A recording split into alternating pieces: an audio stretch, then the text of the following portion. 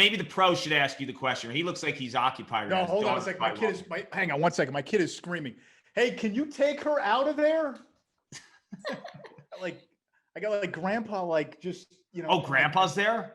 Yeah, but like, is he like rate your dad as a babysitter? He's not going to watch this. Rate him. What is he? 5.5. Wow. 5.5. That's rough. That's almost to the point where he shouldn't be watching children.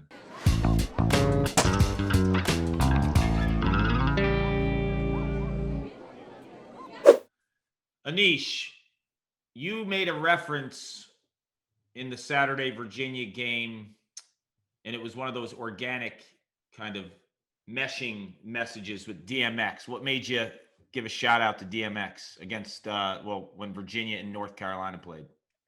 Matt Ward kept on talking about playing through X.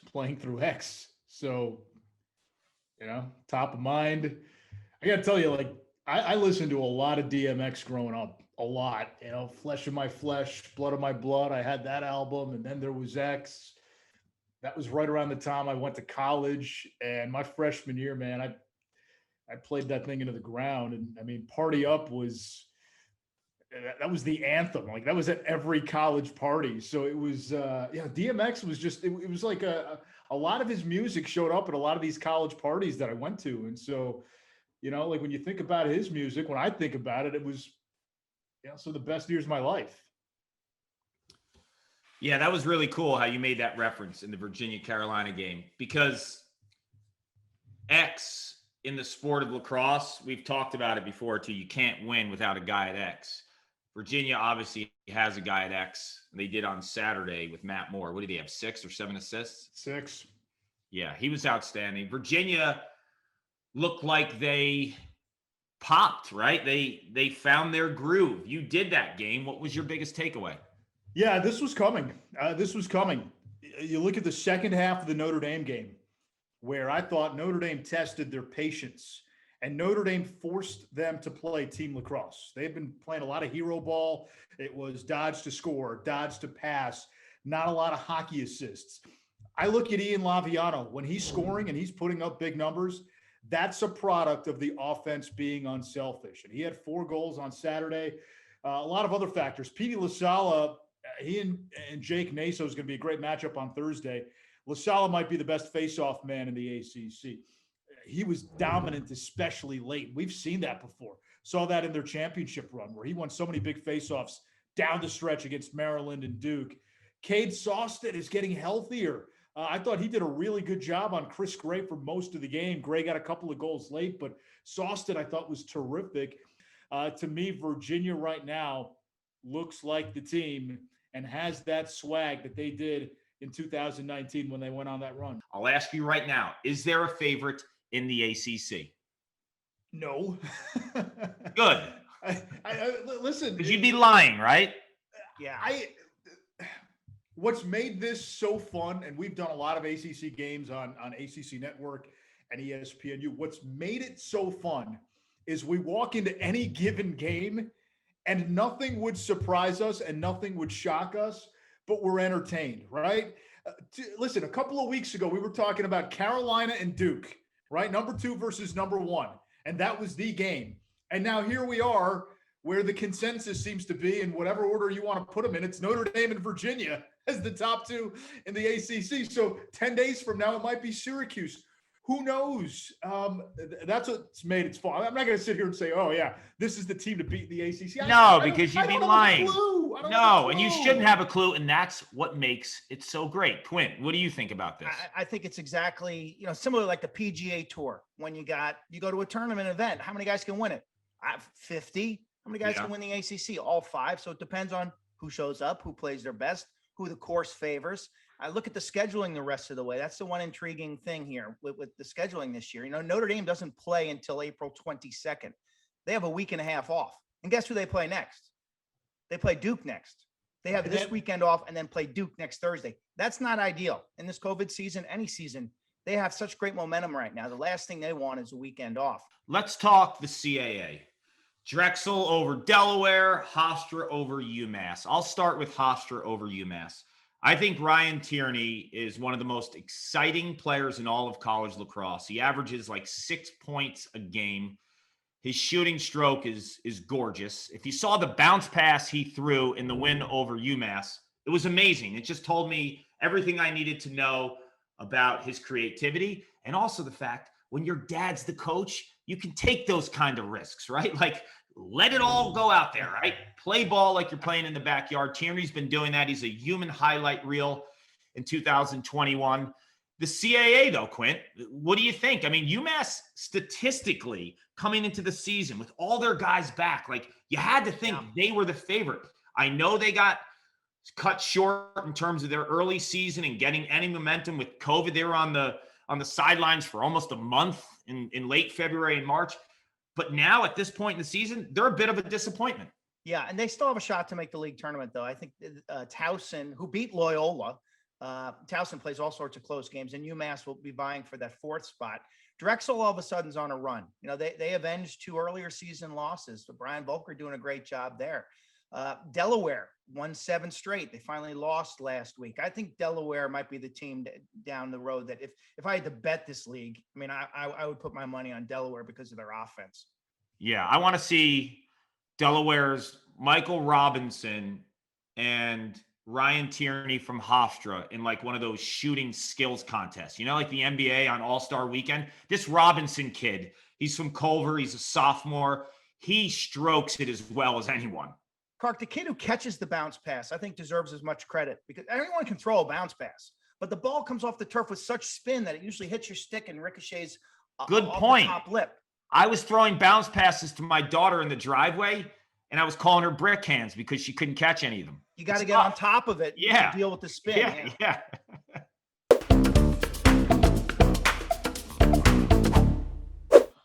You know, a lot of people think a loss is good. And honestly, in a COVID year, it might be good. Like, these student athletes don't need any more pressure. So if you're Duke going undefeated and heading into May and having that burden of being perfect in a year that it's almost impossible already to just navigate through a season, I think it's really tough. So a loss isn't bad. I'll also say that Notre Dame Duke, you know, you could say a loss is good for Duke, but I think Duke got exposed in some spots and they can learn and grow. On the women's front, North Carolina was down to the wire against Notre Dame. It was a 1-goal game, back and forth all the time. The encouraging thing for me, you know, North Carolina escapes. I think they've been so dominant that a close game for them could almost be like a wake-up call. They have been absolutely trucking teams. Do you think a loss, Quint, is good for a team? Well, if they improve off the loss, it is good for a team. I've always believed in that. In Duke's case, you know, they didn't love their wins against Syracuse and against North Carolina. They showed some weaknesses there, and it finally came to fruition. In North Carolina women's case, though, the one thing I will say, Notre Dame's great showing against them will give confidence to other teams around the country. If Notre Dame can go toe-to-toe with North Carolina, maybe we can also. And I played in a year where Syracuse was killing people. And that was 3 years. You played against them for 3 years. We beat them. We're the only team. Yeah, it was their only loss in 3 years. Exactly. So we beat them last I checked in the Bon Jovi game. So that there was a certain confidence there. You know, maybe other people were in all the gates, but we knew that they're human. So I think this is a positive for other women's teams around the program who maybe had North Carolina way up here. They're not invincible, and Duke men not invincible. A close game for UNC. That's good for the overall women's game in general. I go back a couple of weeks when it was 1-2 UNC Syracuse, and it was absolute annihilation. And we all walked away saying, all right, this is going to be inevitable. UNC is going to march right through the title. Ortega and Hogue are going to take names, and this is inevitable. But to see Notre Dame push UNC to the brink, you're right. It gives everybody else hope. It adds a little more intrigue now to the rest of the women's lacrosse season. It does, but not every team has Notre Dame's Bridget Dean. She was in cage. Honestly, she looked like Quint in there. She was stopping everything. See, I actually give you props. I don't just hate, right? Like, I'll give you props. You were amazing in the goal.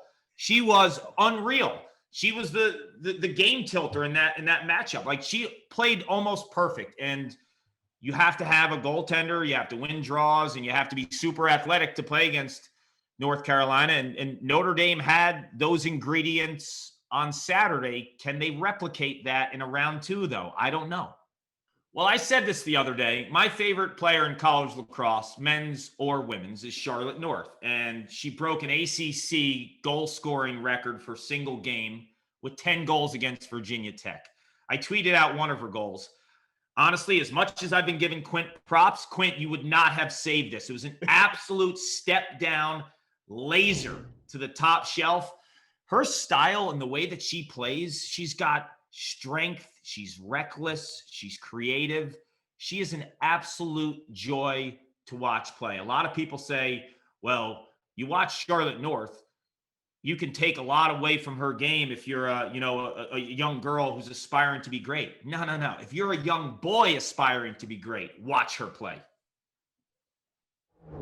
Yeah, to me, this was like watching Diana Taurasi or Maya Moore at UConn, where what they could do with the ball was magical, and what Charlotte North can do with the stick is magical. You know, we talked about Ryan Tierney early and the highlight reels that he puts up every week. Charlotte North's been doing that her whole career. Charlotte North is a human highlight reel. Go down that YouTube rabbit hole. You'll get lost and you'll have a lot of fun, because Charlotte North, to me, is worth the price of admission. And I think she's great for the women's game. 10 goals against Virginia Tech was just absurd. And it's the shot making, it's the creativity, it's the flair, the swag that she plays with. Like, to me, you're looking for somebody to sell the sport, right? We're always looking to grow lacrosse, men's, women's, what have you. To me, like right now, is there a better ambassador on either side than Charlotte North? No. You cannot cover her with one person. It's just physically impossible.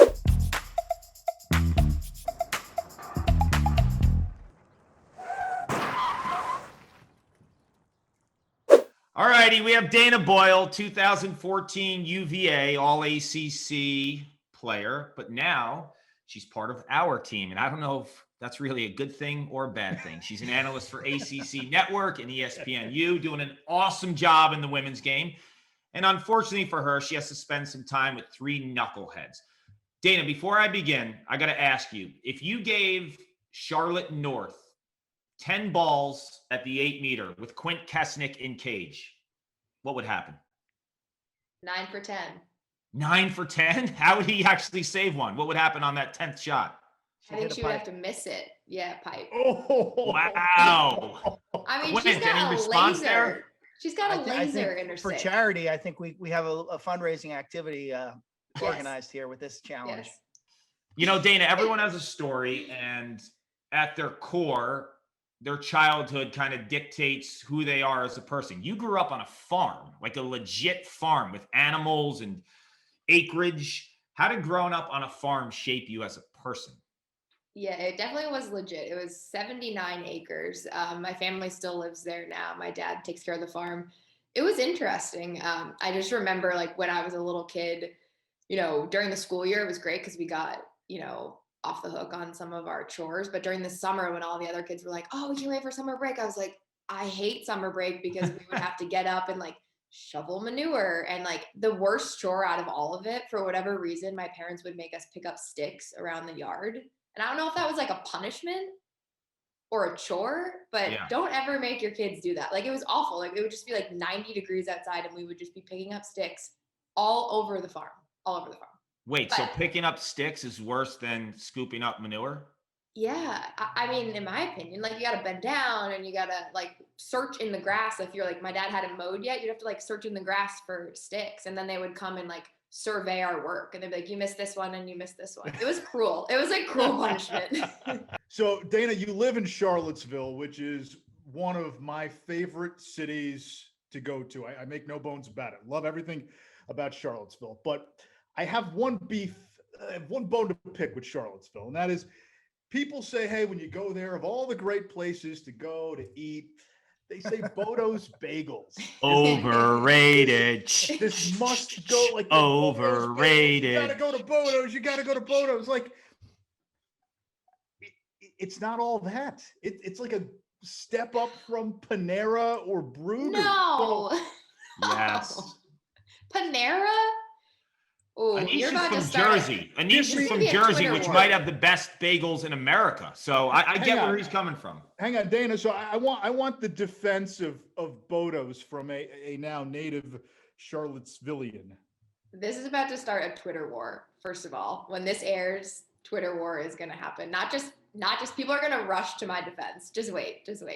But Bodo's, it's just good. Like, I don't know if it was just because I came to Charlottesville to play lacrosse and they were like, you will like Bodo's, and there was nothing else, or I actually really like it. But I go at least twice a week. You can get breakfast, lunch, and dinner there.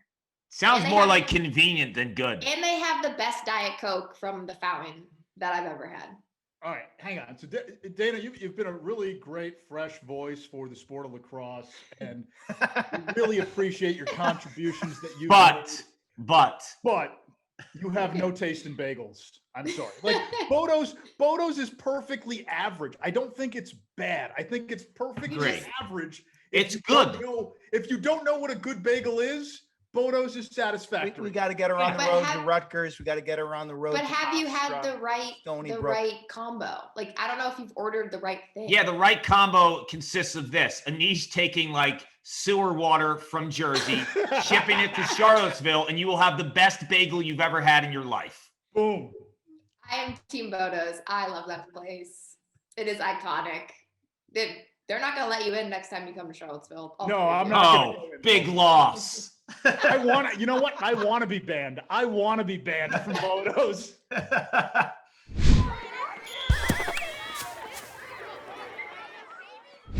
All right, Anish, it's the something of the week brought to you by Lax.com. Read the promo and then tell me what your something of the week is. All right, this is going to be how it's done by a professional after okay. hearing you two wahoos all right, big read guy. promos every week. There's a reason I've got to read the promo cards. All right, you just wasted 15 seconds. Read it. Lax.com is the premier site to get the top lacrosse equipment, custom team gear, watching the latest highlights, and checking the collegiate scores and stats. Lax.com is proud to partner with U.S. Lacrosse Magazine's Yard Sale Show. They're still partnering with us. We haven't lost them yet. Next time you're looking for lacrosse gear, you can trust Lax.com to supply the gear you need to get out on the field. Nicely done. 75,000 for that Syracuse education, and you can use the promos, baby. All right, get to it. What's your something of the week, wise guy? Hey, my something of the week is something I'm looking forward to. May 2nd, circled on my calendar. Now, I don't want to jinx it, but we are tentatively scheduled to be in Chapel Hill for Duke, North Carolina. The three of us on site. To be honest, I don't know. I can't even remember the last time the three of us have been in the same room. And it'll be our first game together. We actually get to go to the stadium and get to call a game from site, not off a monitor. And that'll be that is something that I am really looking forward to. My something of the week is UMass hockey, and here's why. In a COVID year, they were dealt a serious adversity shot right before the semifinals. They lost their leading scorer, their starting goalie, their third string goalie, and another first line forward. They won a semifinal game basically without four key players. And what stands out to me is their ability to be resilient. They had a student equipment manager becomes their backup goalie. They had two lower level players step into the lineup and contribute. This can happen in lacrosse. Okay. This came from one COVID positive with contact tracing. You can't have your goalies and Fogos living together this year, folks. Spread those guys out, especially in playoff time. There's a good lesson here. And when adversity hits, trust in the team, trust in your culture. You can prevail. That's awesome, by the way. And it's such a great message, specifically in this year, but an underlying theme in sports and coming together and being resourceful. My something of the week, down in the state of Texas, Josh Carlton. And you guys know my son Grayson's 13 years old. He's autistic, and every day is a battle with him. Every day is a battle with us at the home, and he goes through a lot of highs. He goes through a lot of lows. Well, Josh Carlton from Fort Worth, Texas, scored a goal on his birthday, and Bishop Lynch out of Dallas, Texas, the team that they were playing, allowed him to catch the ball and shoot, and the celebration was amazing.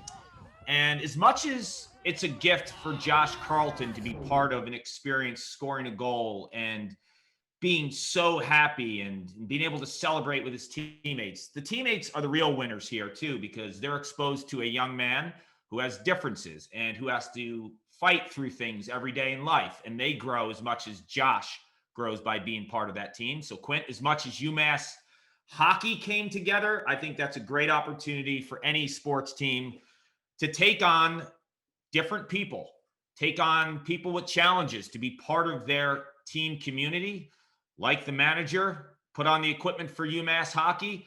Josh Carlton has differences. He's autistic, but he's a boy who loves the sport of lacrosse, and it was great to see. Sports at its core is the triumph of the human spirit, and it doesn't get better than watching that. That's why he's the announcer. Yeah, he put a bow on it. Yeah, let me put a bow on it. I'm like, Yeah. I'm a real Be pro. the play-by-play guy and steal the I'm the analyst real color. pro. Yo, Hamilton, you're muted. You're muted, you knucklehead. Just he's back in the home office and Look, can't this is handle why it. I'm not hosting the show. I just do mailbag. I kind of swoop in and swoop out. But here is the fan. Wow. It doesn't even work. I can't even like pull the. Is that like mahogany? I have no idea. I don't know my types of wood, but Smells like rich mahogany. Yeah, exactly. My apartment smells of rich mahogany. yes. so If it that- doesn't work, why do you have it on your ceiling? I'm renting. I don't get to control where the fans are. you Where, know? yeah, why aren't you at mom's house where you got the cool background? Mom would like me to be at mom's house with a cool background, so maybe I should just do that. How far does she live from you? Like 30 minutes. Oh, go over for lunch and do the show there. What's Yeah. wrong with you? Well, but yeah, I could do that. Yeah, I'll do that next week. I'll be sitting in my room up there. So, All right, what do we got mailbag this week? mailbag, Quint's favorite segment of the show. We have 3 great questions. Let's start with ANISH. Let's go with this one. Liam O'Connell asks, do you think there will be extra records broken given the extra games from 2020? Talking about records that might fall this year. Yeah, this year and even next year when guys can come back with the extra year, we have to rethink how we view records in lacrosse. Like, to me, cumulative records, total goals, total assists, so much of this is going to get skewed because guys have the extra year. It's like in basketball. Nobody says, well, this guy had the most rebounds in a season. No, it's rebounds per game. It's points per game. And I almost feel that because things are about to get skewed and guys are going to have way more games than their predecessors, let's treat records, at least some of them, on a per game basis versus the cumulative total. Yeah, speaking of that, Mac O'Keefe is pretty close to breaking a record, Justin Gutterding. So next question to Clark. This is from @John English. The L is actually a 1. Very creative, John. Oh, yeah. Who's the most slept on scorer in Division I lacrosse? I actually think it's the nation's leading goal scorer, Ryan Smith from Robert Morris. He's a big, strong, thick Canadian who catches everything in traffic. Robert Morris has a real schedule too. They're 5-5, and Quint mentioned in a text kind of chain with us earlier today. He respects that 5-5 because they haven't ducked anyone. Ryan Smith is a big-time talent who will play in the professional indoor league, and he'll have an opportunity in the outdoor league if someone's looking for a finisher. Why are you laughing, by the way? Because It was ANISH who gave Robert Morris the 20 vote. This could be part of the show. So I get a text from Quint this morning, and he's showing me the teams also receiving votes in the polls. And he's just checking off names like, oh, these morons, these idiots. How do you vote for this? Like, who voted for Robert Morris? And I said, I voted for Robert Morris. And funny, I didn't have a problem with Robert Morris. I had a problem with Jacksonville because they lost to Navy. Well, you brought up specifically. I had a problem with Michigan, who's 2-6. But you See, I'm scarred. I'm scarred. I see you guys laughing while I'm talking. I think you're texting each other and making fun of me. No, like you specifically. That's brought only up during Robert games, Morris, and I looked at the record. Like, they're 5-5. I reward teams that actually go out and play somebody.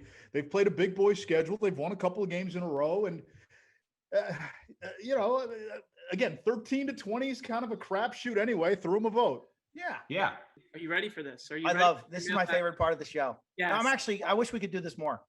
Really? Okay. That's your way of kind of cleaning up your mess last week, calling out all the fans. Well, that was a tough question. It was a difficult question. Who's better, Maryland or North Carolina? You get paid to do those kind I of get things. paid to analyze games. I don't get paid to predict outcomes.